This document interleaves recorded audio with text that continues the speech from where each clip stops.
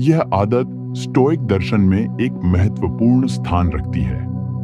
कड़ी मेहनत का मतलब सिर्फ शारीरिक श्रम नहीं है, बल्कि यह मानसिक दृढ़ता, आत्मनियंत्रण और सही दिशा में निरंतर प्रयास करना है। स्टोइक विचारधारा में किसी भी चुनौती का सामना करना एक अवसर है और यह प्रक्रिया एक व्यक्ति को मानसिक रूप से मजबूत बनाती है। यह आदत हमें यह समझाती है कि सफलता कोई तात्कालिक परिणाम नहीं है, बल्कि यह निरंतर प्रयास और मजबूत आत्मविश्वास से मिलती है। प्राचीन चीन की कहानी को उदाहरण के रूप में लिया जा सकता है, जिसमें एक बुजुर्ग व्यक्ति ने पहाड़ को तोड़ने का कार्य शुरू किया। भले ही लोग यह मानते थे कि यह असंभव था। यह न केवल उसकी कड़ी मेहनत का परिणाम था, बल्कि इसके माध्यम से उसने अपने भीतर एक मजबूत मानसिकता विकसित की। हर दिन की मेहनत ने उसे न केवल बाहरी बल्कि अंदरूनी ताकत भी दी। कड़ी मेहनत के बिना किसी भी लक्ष्य को हासिल करना असंभव है। एक व्यक्ति जितना अधिक मेहनत करेगा, उतनी ही अधिक क्षमता वह खुद में विकसित करेगा। यह स्टोइक दर्शन का अहम सिद्धांत है, जो जीवन की हर स्थिति में संजीवनी शक्ति की तरह काम करता है। आज के समय में जब हम किसी चुनौती का सामना करते हैं, तो हमें इस सिद्धांत का पालन करते हुए अपना सर्वश्रेष्ठ देना चाहिए। कड़ी मेहनत से ही हम अपने सपनों को हकीकत में बदल सकते हैं। इसके अलावा यह भी जरूरी है कि हम अपनी मेहनत को सही दिशा में लगाएं, ताकि वह हमें सही परिणाम दे सके। धैर्य स्टोइक दर्शन में दूसरी महत्वपूर्ण आदत है। यह उन लोगों का गुण है जो कठिन परिस्थितियों में भी शांत रहते हैं और समय की सही समझ रखते हैं। यह समझने की बात है कि असल सफलता एक रात में नहीं आती, बल्कि यह समय के साथ तैयार होती है। स्टोइक दर्शन में यह मान्यता है कि हमें हर स्थिति में धैर्य बनाए रखना चाहिए और नकारात्मक स्थितियों में भी अपने आप को संतुलित रखना चाहिए। जब हम किसी उद्देश्य की ओर बढ़ते हैं, तो हमें यह समझने की जरूरत है कि जीवन में आने वाली चुनौतियां और कठिनाइयां हमारे अंदर एक नई शक्ति का निर्माण करती हैं।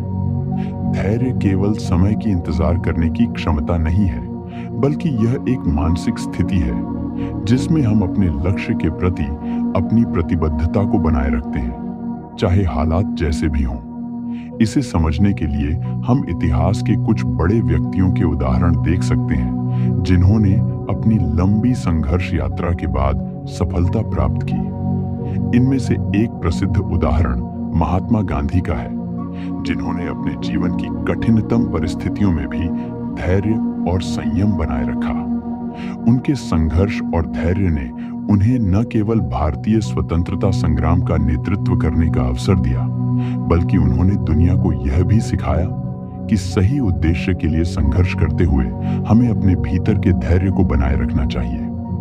अल मुतबलिस्ट की कहानी में हमें यह दिखाया जाता है कि रेगिस्तान में रहने वाले लोग कैसे अपनी कठिनाइयों को धैर्य के साथ सहते थे। उनका दृष्टिकोण यह था कि सफलता की दिशा में धैर्य न केवल एक गुण है, बल्कि यह जीवन जीने की आवश्यकता है।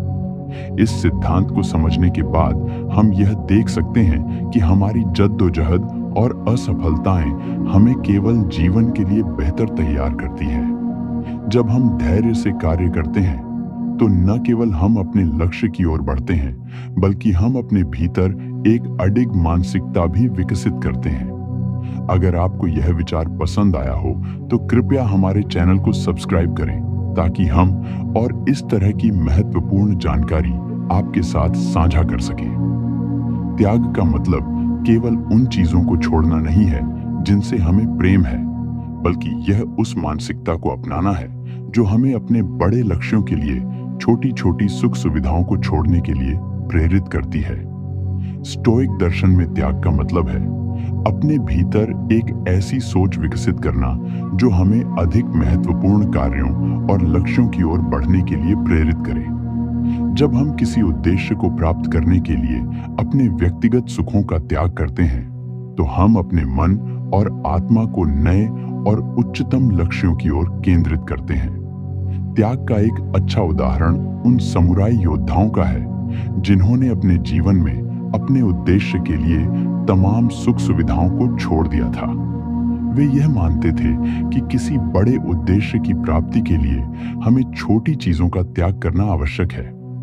त्याग के इस सिद्धांत को अपनाने से हम अपने जीवन को सरल और उद्देश्यपूर्ण बना सकते हैं। जब हम अपने जीवन में अनावश्यक चीजों से बचते हैं, तो हम अपने समय और ऊर्जा का सदुपयोग अपने असली लक्ष्यों को प्राप्त करने के लिए कर सकते हैं। जापान के एक समुराई और जैन मास्टर की कहानी इस आदत को अच्छी तरह से समझाती है। समुराई को यह समझाया गया कि हमें पहले अपने मन और इच्छाओं को खाली करना होगा, तभी हम किसी नए ज्ञान को प्राप्त कर सकते हैं। यह एक ऐसी आदत है जो किसी भी व्यक्ति को उसकी पुरानी आदतों और सीमाओं से मुक्त करती है, ताकि वह अपने लक्ष्यों की ओर सही दिशा में बढ़ सके।